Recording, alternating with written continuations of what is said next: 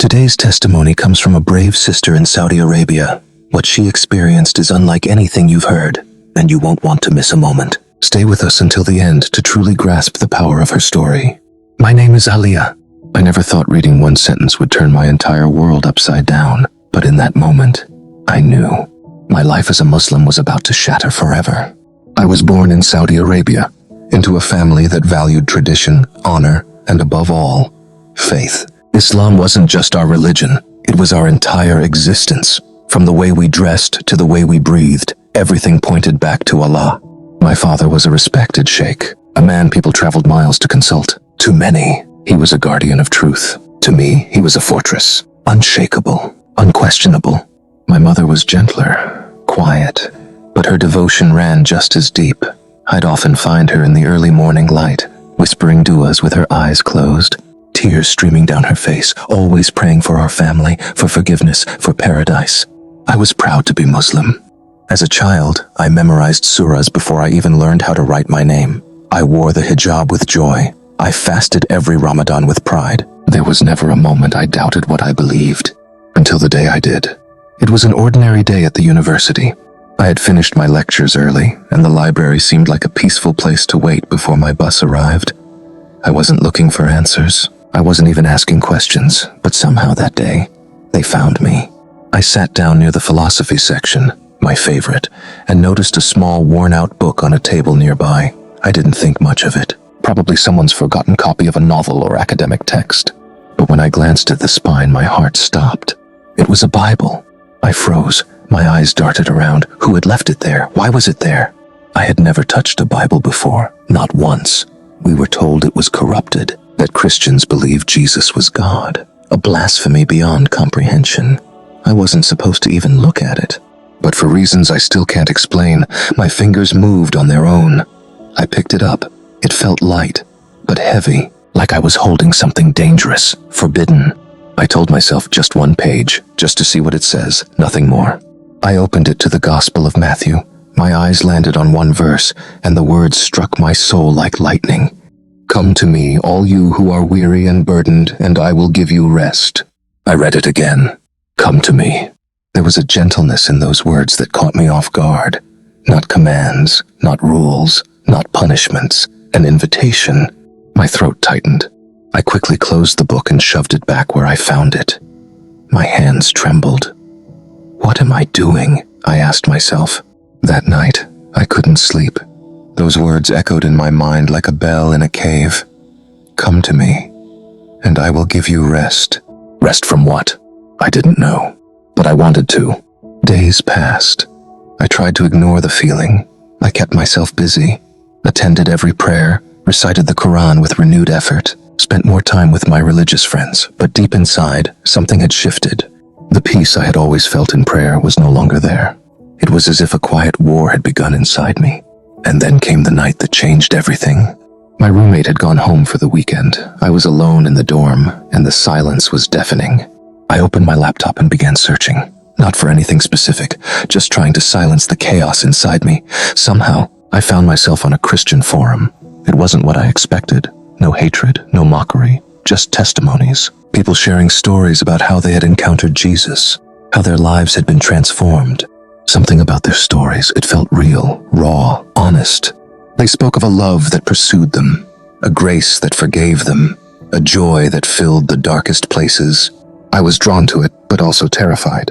I slammed the laptop shut. I got on my prayer mat. I cried. I begged Allah to remove the confusion, to forgive me for even reading those words, for entertaining these thoughts. But the silence remained, and in that silence a question began to form. What if Jesus is more than just a prophet? The next week, I returned to the library. My heart raced as I walked past the philosophy section, and sure enough, the Bible was gone, but I couldn't walk away. So I asked the librarian if they had a copy. She looked surprised but nodded. "We have a few in the religious studies section." I took one, this time deliberately. My hands didn't shake. My heart did. I checked it out. I told myself it was for academic curiosity, that I was studying comparative religion, that I just wanted to understand what Christians believed so I could defend my own faith better. But the truth was, I was searching for peace, for answers, for rest. Every night I read a little more. I started in the Gospels, Matthew, then Mark, Luke, John. Jesus wasn't who I thought he was. He wasn't weak. He wasn't just a preacher. He spoke with authority. He healed the broken. He forgave sinners. He loved people society had thrown away. And then I read the words that shattered my walls completely. I am the good shepherd. The good shepherd lays down his life for the sheep. I read it over and over. I had memorized hundreds of verses in the Quran, but none had ever pierced my soul like this one sentence did. What kind of shepherd dies for his sheep? What kind of God dies for his creation? Something stirred inside me, something I didn't yet understand. A fire, a longing, a call. That night I prayed again, but this time, not to Allah. I whispered into the darkness, Jesus, if you are who they say you are, show me. And that's when everything began to change. I didn't expect an answer, but what happened next was not just an answer. It was a visitation. I wasn't praying to Allah anymore. I asked Jesus to show me the truth, and that night he came. The prayer was simple. Jesus, if you are who they say you are, show me. I didn't expect a thunderclap. I didn't expect a dream or a voice. Honestly, I wasn't expecting anything at all. I had whispered it like someone lost in a desert whispering for water. Not out of confidence, but desperation. And yet that night, he came. It was close to 3 a.m. The room was quiet, the city outside asleep. A small lamp flickered next to my bed as I sat reading the book I had now secretly come to treasure. The Bible. I was on the verse again. I am the good shepherd. The good shepherd lays down his life for the sheep. I didn't understand it fully, but I felt something when I read those words. A presence, a pull, a warmth. I closed the Bible and whispered one more time, barely audible. Where are you? I want to know you. Not stories, not religion. You. Then I closed my eyes, and that's when everything changed. At first I thought I was dreaming, but it wasn't a dream. The room, though still dark, seemed to shift, like the air had thickened. There was no sound, no wind, just a deep, unmistakable presence. My heart started to race. I opened my eyes, and standing across the room, where the wall met the window, was a figure. I should have screamed, I should have run, but I couldn't move. Not because I was afraid, but because I knew. Before he even stepped forward, I knew who he was. Jesus. He didn't enter through the door. He didn't say a word at first. He just stood there, surrounded by a light that wasn't like any light I had ever seen. Not harsh, not blinding. It was warm, alive, holy. It wrapped around him like a soft flame. And though the room was still and silent, his presence spoke louder than thunder. My knees trembled. My tears fell instantly, not because I was sad, but because I was overwhelmed by something I had never experienced before. Perfect love. His eyes met mine, and in that one gaze I felt completely seen. Every failure, every question, every secret, every shame. And yet, I didn't feel judged. I felt loved, completely, totally, eternally. He stepped closer, one step, then another, and finally he spoke. I love you. I have always loved you, and I will never leave you. That's all he said. But in that moment, I needed nothing else. Those words didn't just touch my ears. They entered my soul. I sobbed. Not the soft, polite kind of crying. I broke. Everything I had held in, every fear, every doubt, every ounce of guilt came pouring out. I was undone. He didn't come to condemn me. He came to claim me. I knew without a single doubt. I had just met the living Jesus. He didn't just speak truth. He was the truth. And in that moment I knew my life as I had known it was over, and a new one had begun. When I finally opened my eyes again, he was gone, but his presence remained. The room still felt thick with peace, like a blanket of heaven was resting on every surface. And in my heart, a new fire had been lit, one that nothing and no one could ever put out. The next morning I didn't feel fear, I felt free. I was no longer bound by religion or tradition or expectations. I had found truth, not in a book, not in a building, but in a person, in Jesus. Still, I knew what this meant. I couldn't keep it hidden forever. The time would come to tell my family, to reveal what had happened, to choose between the life I had always known and the one I had just been given. I wasn't ready, but I also couldn't lie. I kept reading, kept praying. But now my prayers had changed. I no longer faced Mecca. I no longer recited Arabic chants I didn't understand. Now I simply spoke to Jesus, like a friend, like someone who actually heard me. I told him everything, my fears, my hopes, my heartbreak, and always, he answered, not always with words, but with peace, with strength, with a presence I could feel even when I couldn't see. Weeks passed. I stopped going to Friday prayers. I stopped pretending. One day my father asked me if something was wrong. His eyes were sharp, suspicious. I wanted to tell him right then, but I knew, once I did, nothing would ever be the same again. So I waited, until the day I couldn't wait anymore. We were gathered after dinner. My father was reading the Quran aloud, and my mother was silently weaving beads through her fingers. The air was calm, sacred, untouchable, and I broke the silence. Baba, Mama, I have something to say. They looked up. My voice trembled. I have found the truth. I have encountered Jesus. I believe in him now. I am a Christian.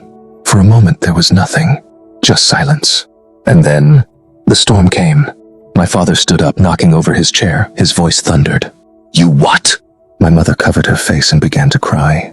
My father screamed, shouted, called me every name he could muster. Traitor, infidel, disgrace. How could you shame this family? How could you betray everything we've taught you? I tried to explain, tried to tell them about the love I had found, about the peace, about the man who appeared to me and changed me forever. But they didn't want to hear it. To them, I was no longer their daughter. My father gave me one choice: come back to Islam or leave this house forever. And with a trembling heart, I chose Jesus. He said, if you walk out that door, never come back. And I did, because I knew I had already found what I could never walk away from again. I stood there, frozen, watching my father's face twist with grief and fury. The man I had once admired as the pillar of my faith was now a stranger, burning with rage. My mother's sobs cut through the air like knives. You have disgraced us, my father said. You are no longer my daughter. Then came the words that would forever change everything. If you walk out that door, never come back. And I knew I couldn't stay. Not because I didn't love them, but because I had found the one who had loved me first. I packed a small bag that night, just a few clothes, a worn Bible, and my trembling faith. As I stood at the doorway of the only home I had ever known, I turned back, hoping, just hoping, that one of them might soften, that they'd run to me, hold me, tell me I was still their daughter even if they didn't understand. But no one moved, so I walked away, and with every step I took, my heart shattered, not because I regretted choosing Jesus, but because it hurt to lose everything else. I spent the first night crying in a park, huddled on a bench under the stars. The silence was deafening. I felt alone, afraid, and uncertain of everything, except one thing. Jesus was with me. I didn't just believe that. I knew it, because in the middle of my heartbreak I felt peace. Not the kind the world gives, but the kind that passes understanding. The next morning I called the only person I could think of, Aaliyah, a quiet Christian girl from one of my classes who had once offered to pray for me when I looked anxious. At the time I brushed her off. Now I was begging her to answer. She picked up on the first ring. Come, she said before I could even finish. You can stay with me. Aaliyah didn't ask for an explanation. She didn't judge me. She simply opened her door and her heart. I had lost my biological family, but I had found something just as powerful. A spiritual family. Through Aaliyah, I was introduced to a small group of believers who welcomed me like I was one of their own. No questions, no suspicions, just love. They prayed with me. They cried with me. They listened as I told my story. And slowly, the wound in my heart began to heal. But it wasn't easy. There were days I missed my mother so much I couldn't breathe. There were nights I would stare at my phone hoping to see a message, any message, from home. But there was only silence. My name was erased from the family group chat. Photos of me disappeared from the walls of our house. To them, I was dead. But in Christ, I had been born again. One Sunday, I mustered the courage to go to church for the first time. I was scared, not of people, but of how real it all felt. The worship, the open Bibles, the way they prayed like God actually heard them. And when they sang about Jesus, I wept, right there in the middle of the pew, because they weren't just singing about him. They were singing to him, and I knew he was listening. That day I made a public declaration. I am a follower of Jesus. The pastor embraced me. The congregation rejoiced. And heaven, I believe, celebrated. But deep down, a part of me still grieved, because following Jesus had cost me everything I had ever known. My parents, my community, my identity. And yet, it had given me something even greater. Today I no longer live in fear. I don't hide my Bible. I don't whisper prayers under my breath. I speak the name of Jesus freely, boldly, because I know what he saved me from. Not just from eternal separation, but from a life of silent bondage. From a religion of rules into a relationship of grace. Do I still miss my family? Yes, every day. Do I still cry sometimes when I remember my father's face as I walked out that night? Yes. But do I regret my decision? Not for 1 second. Because I didn't just leave something behind. I stepped into something greater. To anyone listening who feels torn between truth and tradition, between family expectations and personal conviction, I want you to know, you're not alone. Jesus sees you.